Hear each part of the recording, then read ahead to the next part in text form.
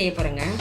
அதுக்கு தேவையான பொருட்களுங்க வேக வைக்கிறதுக்கு 1 கப்பு துவரம் பருப்பு, 3 தக்காளிங்க, மஞ்சத்தூளுங்க, சாம்பார் தூள், உப்பு.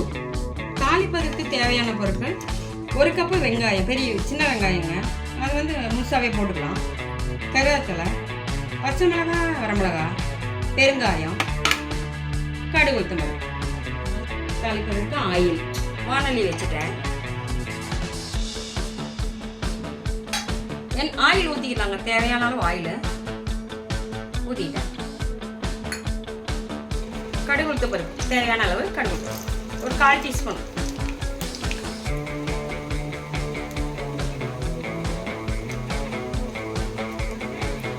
ரெண்டு பச்சை மிளகாய், 2-3 வரமிளகாய் போட்டுக்கலாம்.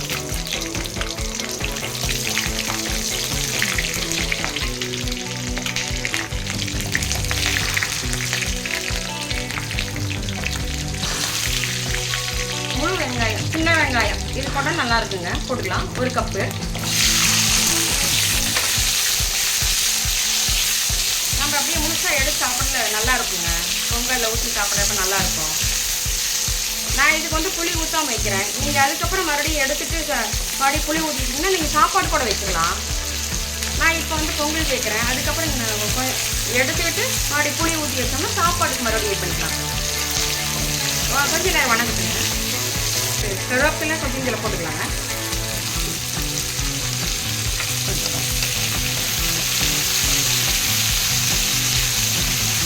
வணங்க. சாம்பார் தூள் போடலாம். இது வீட்டில் அரைச்சது தான். உங்களுக்கு வேணும்னா சொல்லுங்கள், இந்த ரெசிபி நான் போடுறேன். 2 ஸ்பூனுங்க. ஒரு 1/4 வரமிளகாய் தூள், வெறும் வரமிளகாய் தூள்.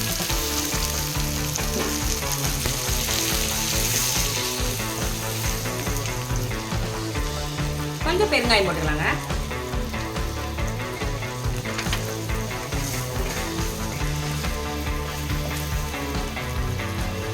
நான் பருப்பு வேக வச்சு கடைஞ்சிருக்கேன். இதுலேயே வந்து தக்காளி, கருவேப்பிலை, பூண்டு எல்லாமே போட்டுட்டுங்க.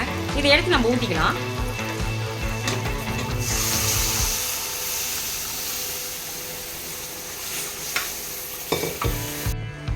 இந்த பருப்பில் இருந்து எடுத்து வச்ச தண்ணி இருக்குங்க, இதையும் நம்ம அலாசி ஊற்றிக்கலாம். வேஸ்ட் பண்ண வேண்டாம். இதையும் நம்ம அலாசி அதிலே நம்ம குழம்பு ஊற்றிக்கோங்க. ஊற்றிடுவோங்க.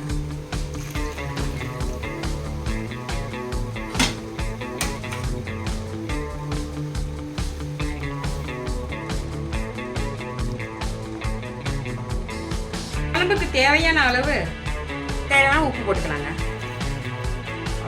கொதிச்சு வரட்டுங்க. நான் இது புளி சேர்க்கல பொங்கலுக்கோசரம்.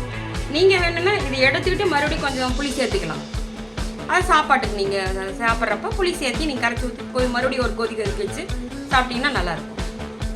ஒரு குழம்பு வச்சு 2 விதமாக வச்சுக்கலாம். காலையில் வச்சுக்கலாம், மத்தியானத்துக்கு வச்சுக்கலாம். கொதிக்க வரட்டுக்கு மூடி வச்சிடலாம். குழம்பு கொதிச்சுடுச்சுங்க, இறக்கலாம். பார்த்துக்கலாம், இறக்கலாம். மல்லி கருவேப்பிலை போட்டுக்கலாம். பொங்கலுக்கு சுவையான பருப்பு சாம்பார் ரெடிங்க.